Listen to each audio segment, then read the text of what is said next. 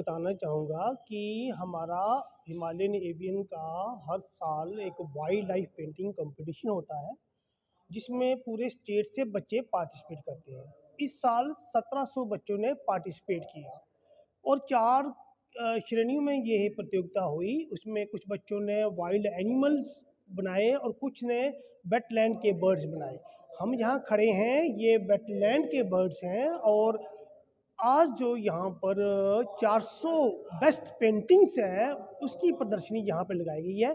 बच्चों ने अलग अलग भाव से तरीके से बताया है कि वेटलैंड पे आने वाले पक्षियों का जीवन किस तरह से चलता है।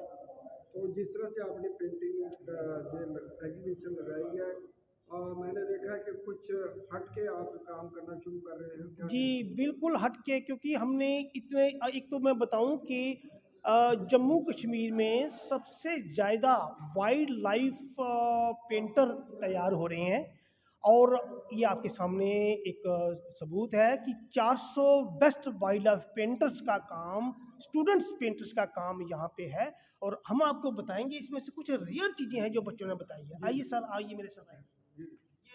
तो ये देखिए, ये क्रूक बर्ड है, ये मन्नत शर्मा ने इसको बनाया है और क्रूक बर्ड के बारे में मैं आपको बताना चाहूँगा कि ये पाकिस्तान और अफ़गानिस्तान से माइग्रेट होकर आरसपुरा बेल्ट के कुछ बॉर्डर इलाके में आता है और भारत में और कहीं नहीं दिखाई देता। मतलब ये ज़्यादातर यहीं पे आता है, बड़ा ही खास बर्ड है और इसको जो है मन्नत शर्मा ने बनाया है। इसकी हम लोग इसको पहाड़ी कौवा कहते हैं, लेकिन इसकी जो बीक है ना, बीक का रंग जो है सिलेटी होता है। पहाड़ी कौवा जो है वो उसकी चोंच जो है वो ब्लैक रंग की होती है। तो इन दिनों ये जम्मू में आ गए हैं, तो ये बच्चों ने इसको, मैं आपको बताना चाहूँगा कि ये खाली कला की ही बात नहीं हो रही, बच्चों में वाइल्ड लाइफ की सेंस भी इसमें एक तैयार हो रही है। बच्चे को पहले पढ़ना पड़ता है कि आखिर ये वर्ड है कौन सा, जानवर कौन सा है, फिर वो उसकी पेंटिंग तैयार करते हैं। तो इस तरह से दोनों काम हो रहे हैं सर। और आपको बताते हैं, आइए सर, आपको मैं पक्षियों की दुनिया में ले चलता हूँ। आइए सर, प्लीज आइए। बड़े खास खास वर्ड्स यहाँ पे हैं। ये कश्मीर में हमारे बहुत होता है, बड़े आम है ये। लेकिन मैं आपको बताना चाहूँगा कि तवी नदी में इसका एक अच्छा परिवार पलता है और मैं कई साल से तवी नदी पर नजर रखे हुए हूँ और ये मलाड़ है और बहुत, और एक छोटा सा परिवार इसका तवी नदी में इस समय भी बैठ रहा है। तो इस तरह से ये इनकी पक्षियों की दुनिया है। और भी मैं आपको दिखाना चाहूँगा। आइए सर प्लीज। ये देखिए सर, ये आपके सामने बच्चों ने बनाया है यूरेशियन स्टोन बिन, यानी कि इसकी जो चोंच है वो चम्मच की तरह लंबी और आगे से ऐसे होती, चमचे की तरह होती है। और ये 2007 में मैंने इसकी फोटोग्राफ घराना में की थी। बड़ा रेयर समय था, बड़ा रेयर उस टाइम ये सीन था, उसको मैंने कैप्चर किया और उसके बाद ये जा तो दिखाई दिया, बहुत कम दिखाई दिया और अभी ये दिखाई नहीं दे रहा। हम लोग भी अब उस समय का इंतजार कर रहे हैं कि ये फिर से कभी आए तो देखें और हम दुनिया को बताएं। और बच्चों ने घराना कितनी खूबसूरती से पेश किया। देखिए पुराना घराना कुछ ऐसा था, है ना, ये घराना के बर्ड्स, ये पुराने समय का घराना। और अभी आप देखिए कि नया गाना बच्चों ने कैसे बनाया है, उसका भी यहाँ पे इसी तरह ये देखिए, ये आ गया नया गाना। अब ये इसकी तारबंदी हो गई है, जहाँ पे ये इसका ये जाली वगैरह लग गई है और नए नए जमाने का घराना और ये पुराना। और ये नेती बजाज ने ये पेंटिंग बनाई है और बता रही है कि अब टूरिज्म को इसके साथ जोड़ने का समय आ गया है। बहुत खूबसूरत ये नज़ारे हैं। आप देखेंगे सर, ये बॉर्डर बेल्ट में रहने वाली वर्षा है। पिछले बार पेंटिंग प्रतियोगिता में इसने प्राइज जीता था और इसकी पेंटिंग में आप इसकी शार्पनेस देखो कि कितनी बारीकी से इसकी चोंच को बनाया गया है।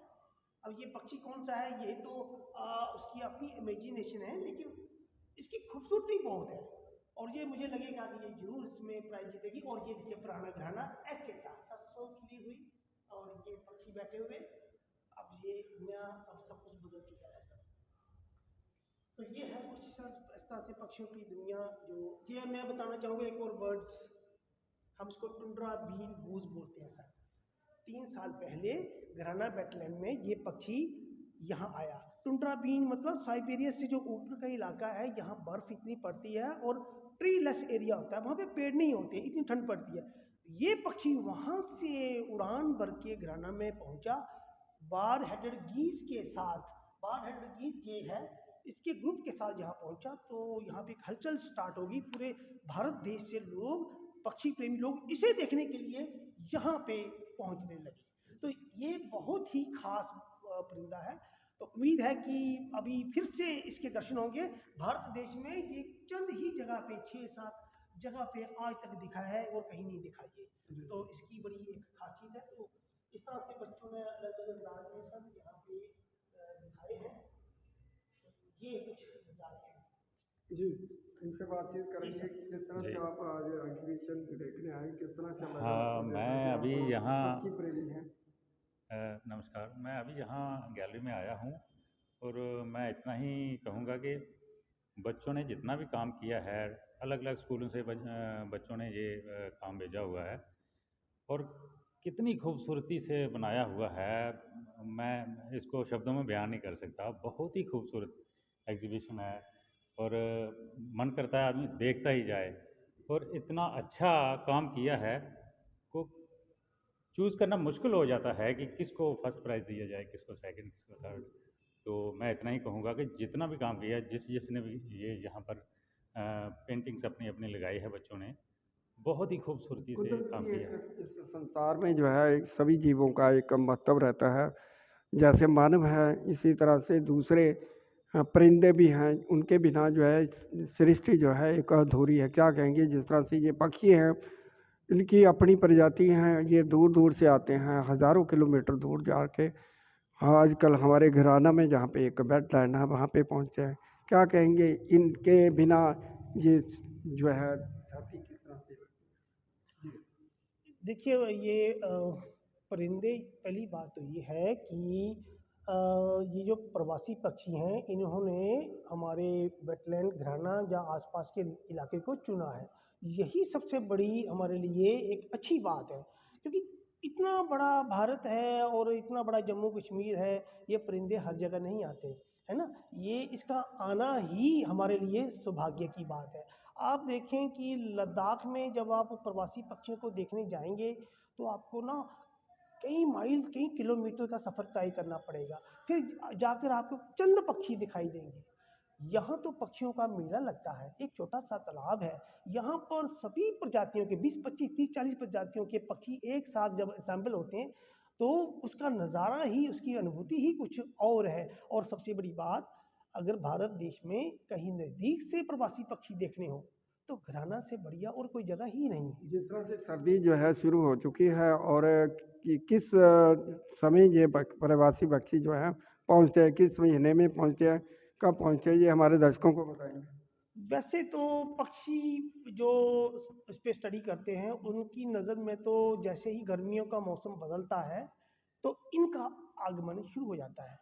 लेकिन हम ये मानते हैं कि अक्टूबर महीने में, मध्य अक्टूबर में ये पक्षी जो है यहाँ पे माइग्रेट करना शुरू कर जाते हैं, और नवंबर के आसपास इनकी जो उपस्थिति है वो हर जगह दिखाई देनी पड़ती है। मतलब इस समय घराना में पक्षी पहुँच चुके हैं क्या? बिल्कुल, इस समय घराना जो है वो पक्षियों से कलरब हुआ पड़ा है, वहाँ पे पूरा खिल गया है घराना। और बार हेडेड गीज, जो दुनिया में सबसे हाइट पर उड़ने वाला पक्षी माना जाता है, उनकी उनका दल भी यहाँ पे पहुँच गया है। तो बहुत अच्छा नज़ारा है इस समय, आप घराना में भी इन पक्षियों का एक मनमोहक दृश्य देख सकते हैं सर।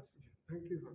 तो ये थे गुरुदेव जी, जो वहाँ प्रवासी पक्षियों के ऊपर जो है वो हमेशा जो है वो बात करते हैं और उनके स्टडी करते हैं।